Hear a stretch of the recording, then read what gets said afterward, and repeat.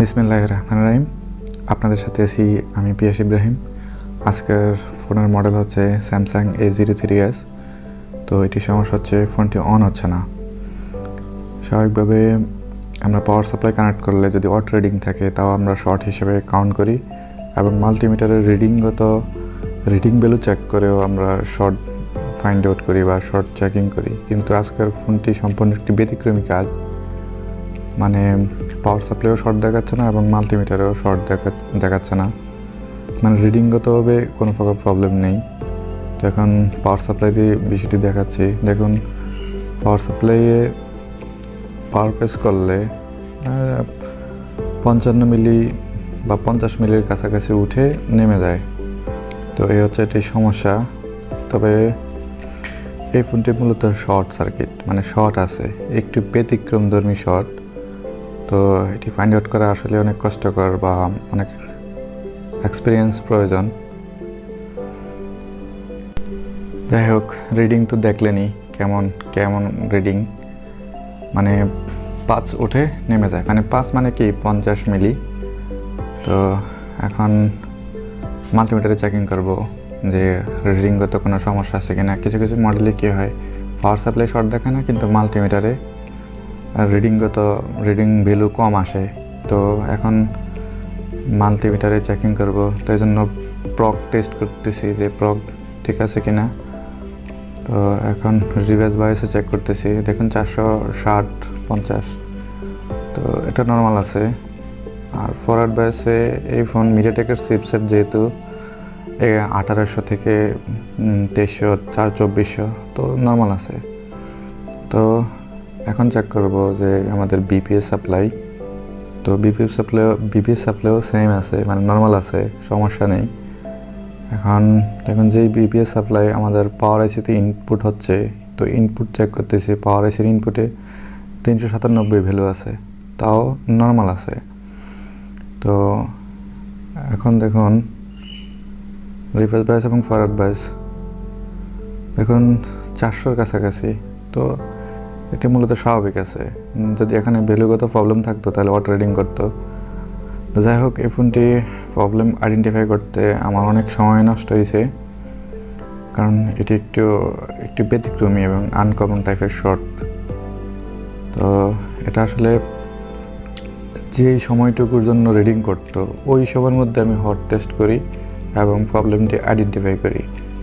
তো এখানে এই ফোনের ইউএমসির জন্য যে বরাদ্দ সাপ্লাই, যা কিনা 2.9 ভোল্টেজ বা 2.9 ভোল্টেজ পেলে ফোনটি অন হবে, তো এটি হচ্ছে সেই আউটপুট, মানে ইউএমসির জন্য পাওয়ার এসি থেকে আউটপুট হওয়া ইউএমসির জন্য বরাদ্দ, সেই লাইনে শর্টিং। কিন্তু এখানে দেখুন মাল্টিমিটারে ভ্যালু নর্মাল দেখাচ্ছে 400-র আশেপাশে, যা কিনা স্বাভাবিক মনে হচ্ছে, কিন্তু প্রকৃতপক্ষে স্বাভাবিক না। মানে বিগত দিনে শর্ট ফাইন্ডিংয়ের অথবা রিডিং ভ্যালু দেখে যেটা নিশ্চিত হইতাম, এই ফোনের ক্ষেত্রে রিডিংয়ের আগের থিওরি সম্পূর্ণই চেঞ্জ হয়ে গেছে।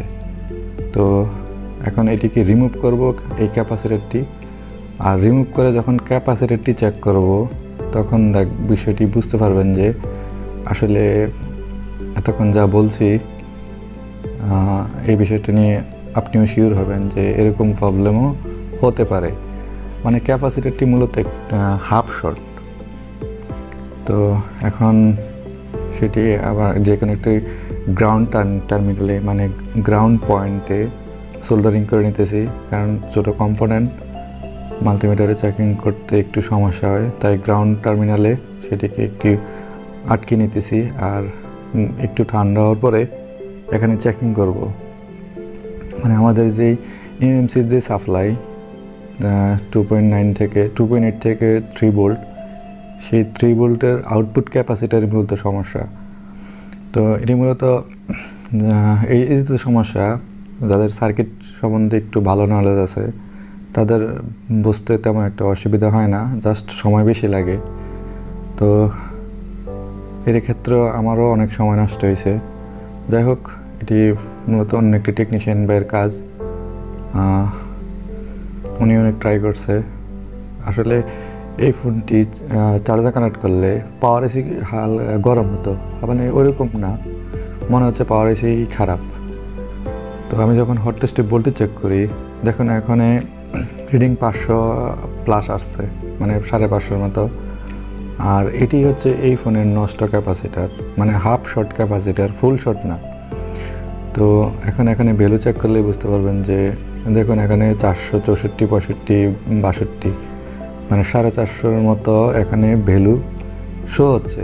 তো আমরা জানি যে ক্যাপাসিটারে যদি কোনো প্রকার ভ্যালু করে সেটি ভালো না, তবে ভ্যালু 1 সেকেন্ডের জন্য করতে পারে, সমস্যা না। কিন্তু দেখুন এটি স্ট্যান্ড বাই, মানে মাল্টিমিটার ধরলেই সেখানে 500, 550 রিভার্স বায়াস এবং ফরওয়ার্ড বায়াসে ভ্যালু দেখাচ্ছে। তো এতে করে আমরা নিশ্চিত হলাম এখানে যে একটু যে আমরা ভ্যালু দেখছি সেই ভ্যালুটি মূলত এই ক্যাপাসিটারের ভ্যালু।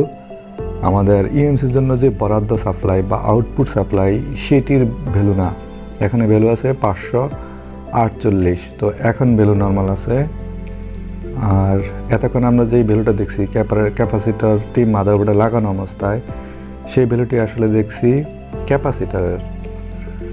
তো এ হচ্ছে সমস্যা এই ফোনটির, যার কারণে ফোনটি বুট আপ হচ্ছে না, বা বুট হইতে চায় বুট হচ্ছে না। পাওয়ার আইসির মধ্যে ওভার প্রোটেকশন সিস্টেম থাকার কারণে, মানে আউটপুটে পাওয়ার আইসি চেকিং করে যে আউটপুটে শর্টিং কিনা। তো দেখুন এখন ভালোভাবে এই কম্পোনেন্টটি আসলে ক্যাপাসিটার কিনা সেটি বোঝার জন্য ভালোভাবে পরিষ্কার করে নিতেছি। এবং দেখুন এটি মূলত শর্টই এবং ক্যাপাসিটারই। যাই হোক, এখন টেস্ট করব, টেস্ট করে দেখব যে রিডিংয়ের কী অবস্থা, রিডিং চেঞ্জ হয়েছে কি না।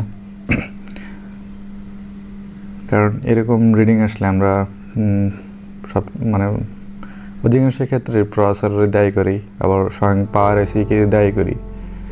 তো আজকের ফোনটি আসলে একটি ব্যতিক্রমী কাজ বা ব্যতিক্রমী সমস্যা, ব্যতিক্রম শর্ট সিস্টেম। তো দেখুন রিডিং দেখে বোঝা যাচ্ছে যে ফোনটি বুট হয়ে গেছে সাকসেসফুলি। তো এ হচ্ছে মূল বিষয়।